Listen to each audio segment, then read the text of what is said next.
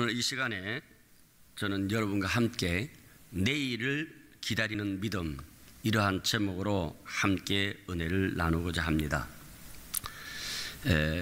마거릿 히긴스라고 하는 유명한 종군 기자가 있습니다. 이분은 풀리처상을 수상했고 또 6.25 때 종군 기자로 한국전에 참여한 사람이었습니다.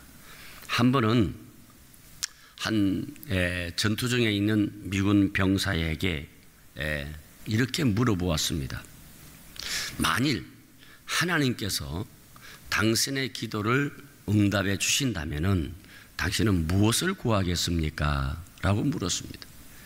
Tomorrow 그랬어요. 내일을 구하겠습니다. 그래서 여러분, 우리에게 내일이 있다는 것이 너무 귀한 거예요. 내일만 보장된다면 우리가 무슨 일도 어떤 어려움도 극복해 나갈 수가 있는 것입니다.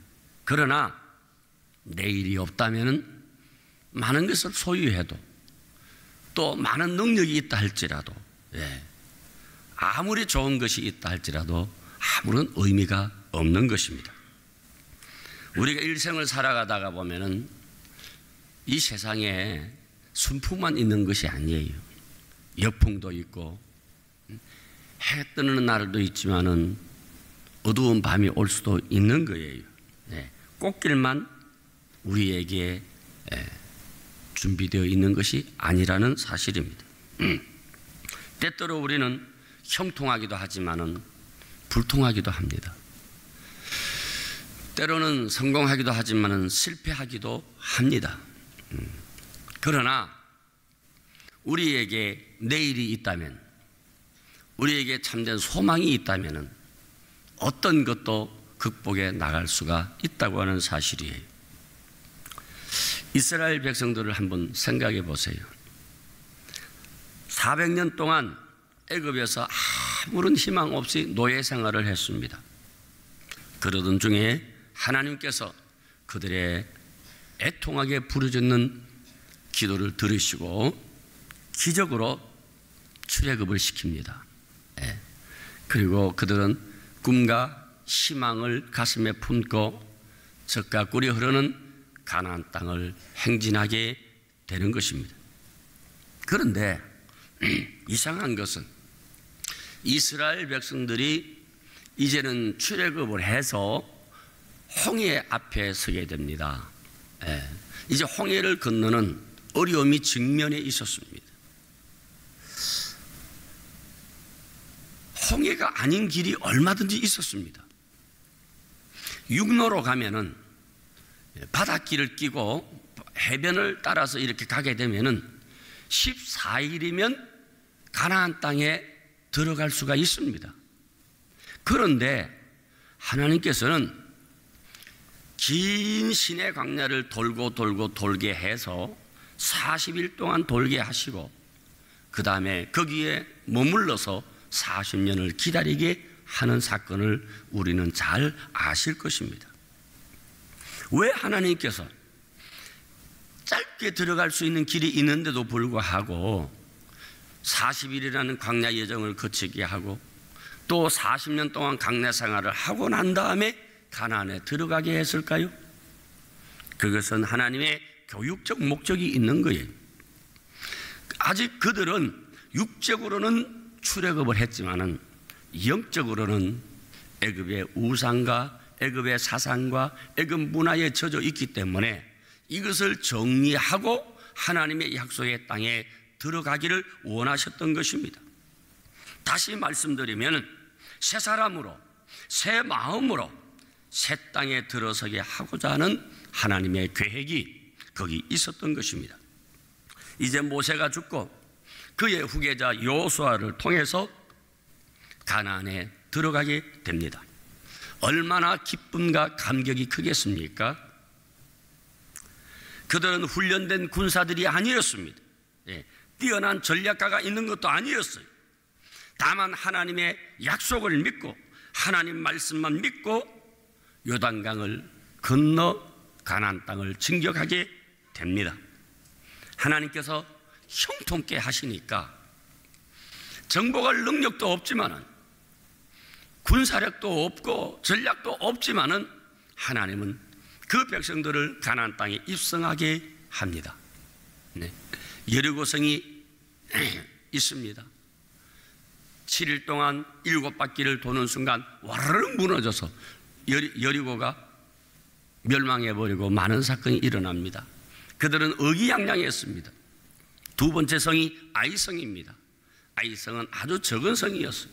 그래서 그것은 이스라엘 전 군대가 갈 필요도 없고 한 3,000명 정도만 보내면 되겠다 생각을 하고 3,000명을 군사들을 이제 아이성 전투에 참여시킵니다.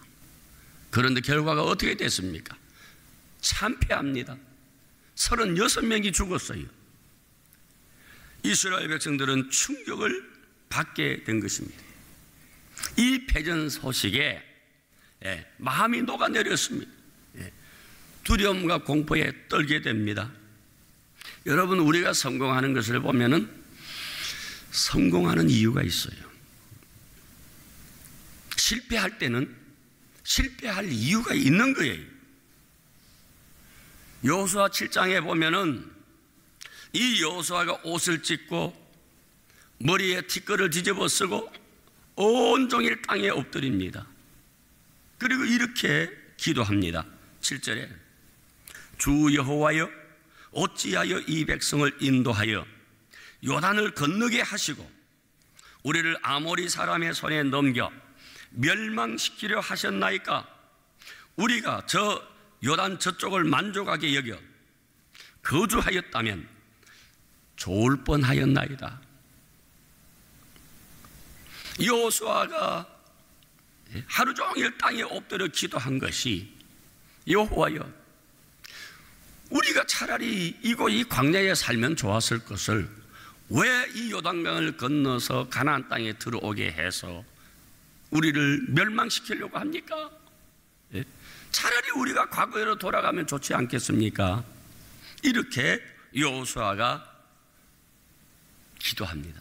그럴 때 주님께서 10절에 보니까 일어나라, 어찌하여 이렇게 엎드렸느냐? 어찌하여 이렇게 엎드렸느냐? 염려하지 말라는 거예요. 내가 너와 함께 하지 않느냐? 내가 너를 도와줄 것이 아니냐? 염려하지 말라. 그러나 이 전투의 실패는 이유가 있다는 것이죠. 하나님께서 우리에게 실패의 쓴잔을 마시게 할 때도 있습니다.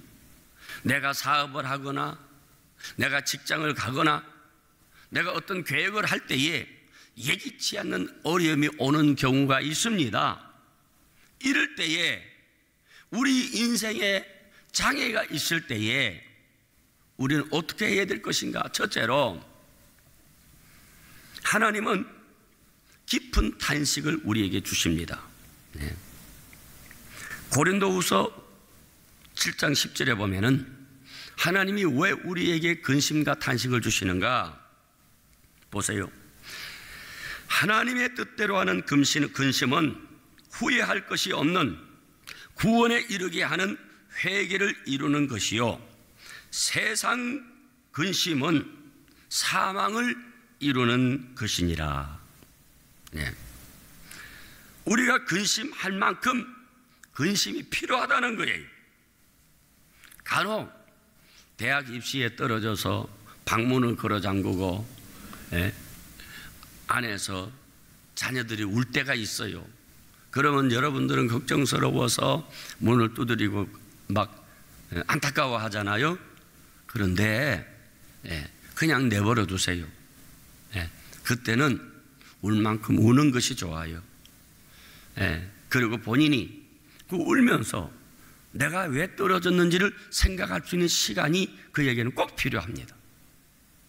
그러니까 여러분, 우리에게 어려움이 굳이 나쁜 것만은 아니라고 하는 사실입니다. 두 번째, 원인을 찾게 하는 것입니다. 도대체 실패하게 된 원인이 어디에 있는가? 정신적인 문제인가? 아니면은 경제 문제인가? 아니면 신앙 문제인가? 예. 여러 가지 하나님과 나와 관계를 생각해 보아야 되는 거예요. 하나님께서는 바로 이것을 원하시는 거예요. 실패의 원인을 찾으라는 것이죠.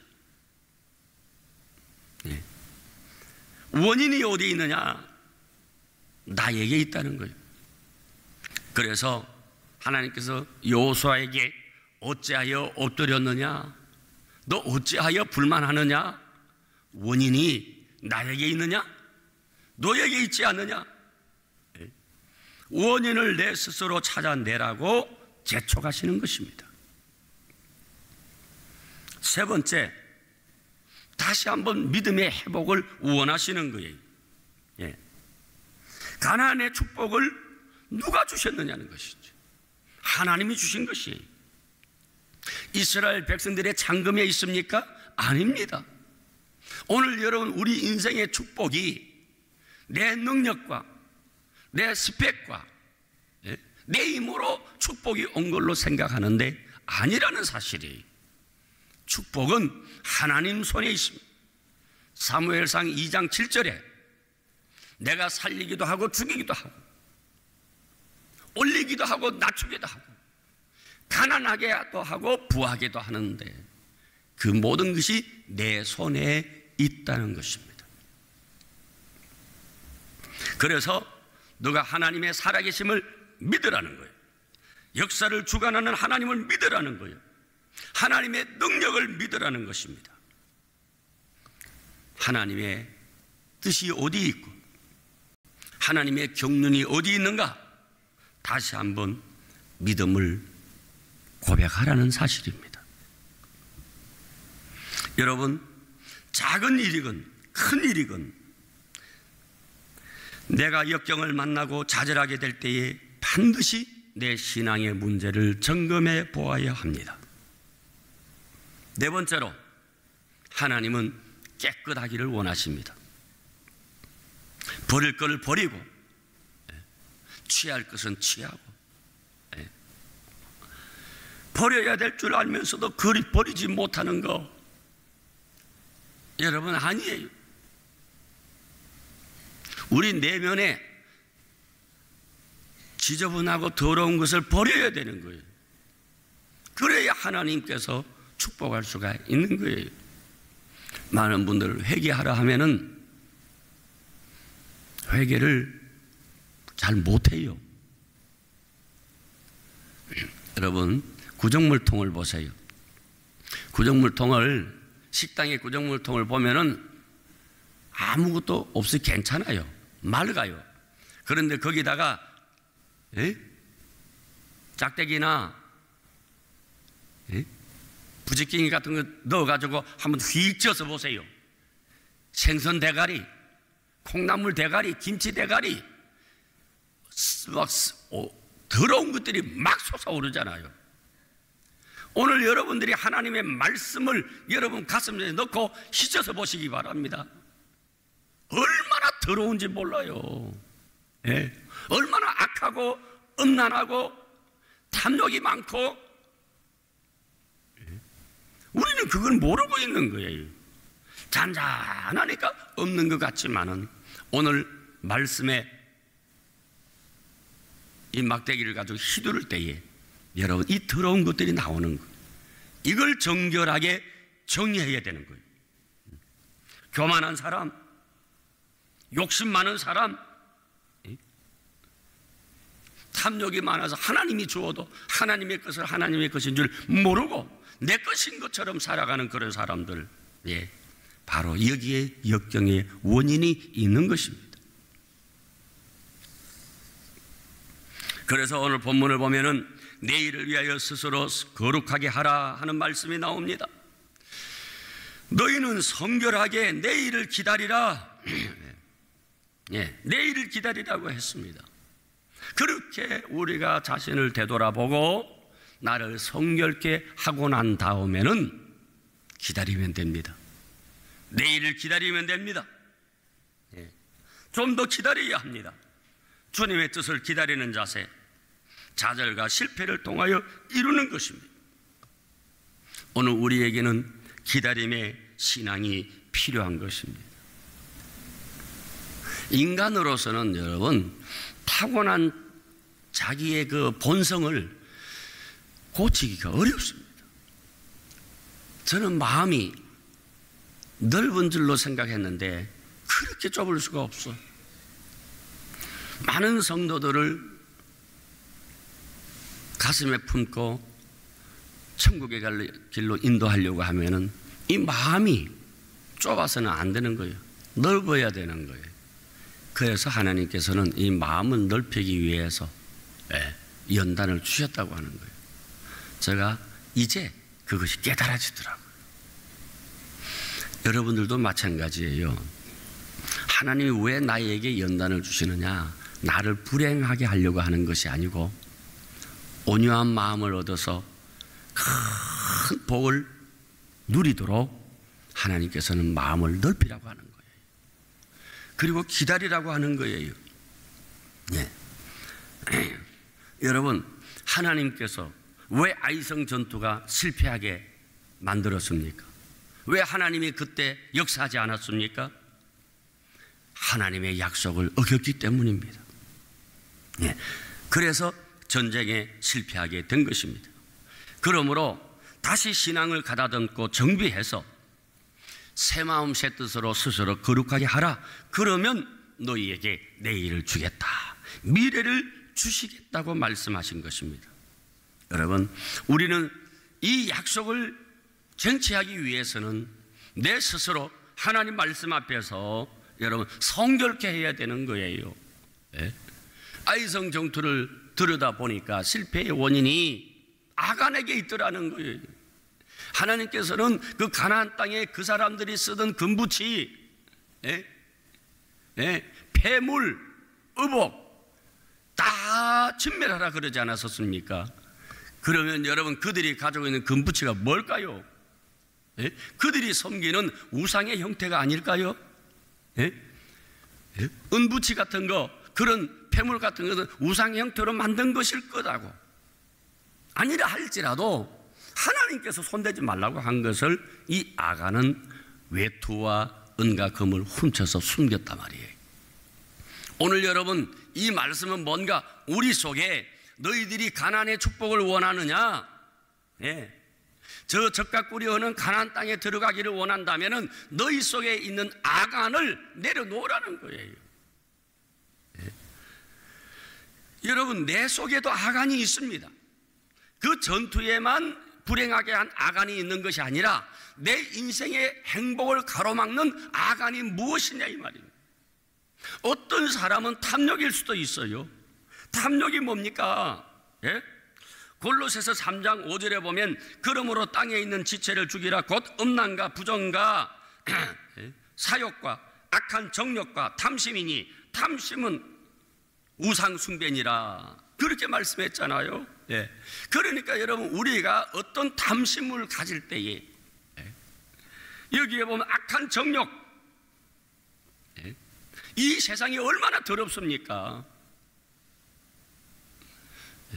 지금 여러분, 우리가 핸드폰 보기도 참 어떨 때는 민망할 때가 있잖아요. 막 세상에 더러운 풍조가 핸드폰으로 들어온다 이 말이에요. 인터넷으로 들어오는 거예요. 들어온다고 보는 것이 아니에요. 보지 말아야 할 것은 안 봐야 됩니다. 여러분, 마약을 좋아하는 사람 한 사람도 없어요. 근데 왜 마약의 중독에 걸립니까? 한 번 정도 내가 마약을 경험해 보는 거, 이게 도대체 뭐냐 이게. 이거 한 번 정도야 괜찮겠지. 한 번의 쾌감을 잊을 수가 없는 거예요. 2번, 3번 하면은 벗어날 수가 없다는 거예요. 아예 그러기 때문에 세상의 것들이 들어올 때는 처음부터 끊어버려야지. 처음부터. 여러분, 보면은 못 벗어납니다. 불견인 도견금이라는 부사성어가 있어요.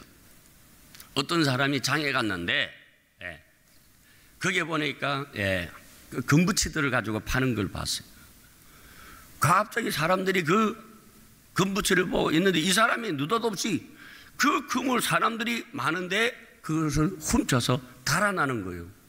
달아나니까 그 옆에 있던 사람들이 따라가서 이 사람을 잡았어요. 예. 잡아가지고 이제 관가에 끌고 갔어요. 원님이 아무래도 이상한 거예요. 밤에 훔친 것도 아니고 사람 없을 때 훔친 게 아니고 사람이 많은 데서 훔쳐서 도망가다가 거기서 잡혔거든.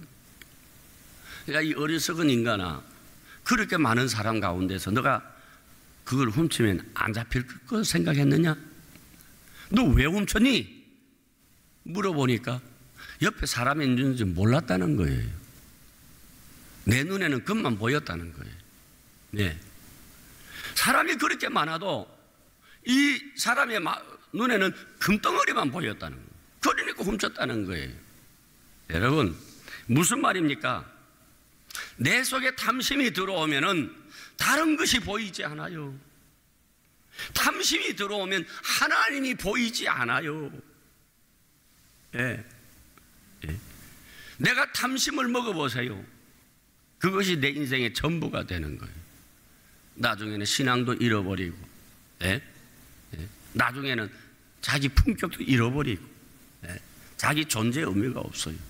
그냥 예. 짐승화되는 거예요. 예. 우리가 이 원리를 잘 깨달아야 되는 거예요. 예.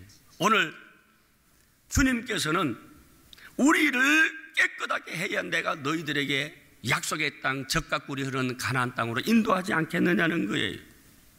그래서 스스로 너희들이 성결케 하고 그 다음에 기다리라. 여러분, 우리가 성결하게 되면은 그 다음에는 분명히 하나님의 약속된 복이 있습니다. 그건 기다려야 되는 거예요. 기다리면 옵니다. 조급하게 할 필요 없어요. 네, 조급하게 할 필요 없어요. 하나님의 약속이 사라지지 않습니다. 여러분, 천지가 변해도 나를 향한 하나님의 약속은 변하지 않는다는 사실을 믿으시기를 바랍니다. 예, 하나님께서는 우리 인간이 아니신지라 시근하지 아니하시고 인생이 아니시니 거짓이 없으시도다.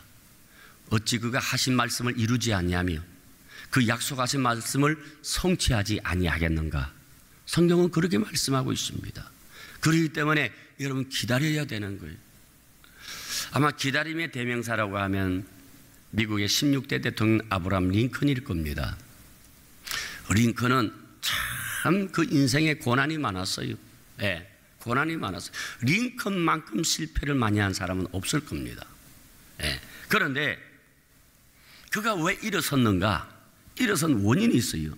그 어머니가 링컨에게 성경을 주면서 너의 축복은 이 성경이다.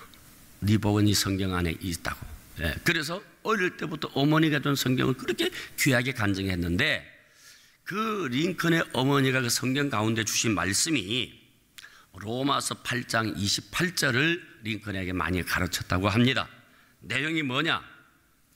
우리가 알거니와 하나님을 사랑하는 자 곧 그 뜻대로 부르심을 입은 자들에게는 모든 것이 합력하여 선을 이룬다. 무슨 말이냐면 하나님의 자녀들은요 모든 것이 선이에요. 실패도 선이고 성공도 선이고 건강도 선이고 악도 선이고. 여러분, 우리 하나님의 자녀들에게 오는 모든 일련의 사건들은 마침내 내게 선을 이루게 되는 거예요. 그래서 링컨에게 링컨이 그렇게 실패했을 때에 늘 마귀가 속삭인답니다. 너 끝났어. 링컨, 너 인생 끝났어. 그럴 때에 이 링컨은 또 하나님의 약속을 붙잡고 두려워하지 말라. 내가 너와 함께하리라. 아니야. 하나님께서 내게 이 말씀을 주셔서 두려워하지 말라. 내가 너와 함께하리라. 또 어떤 사업을 하다가 실패했어요. 링컨, 끝났다니까. 아니야. 여호와께서 두려워하지 말라. 내가 너와 함께하리라.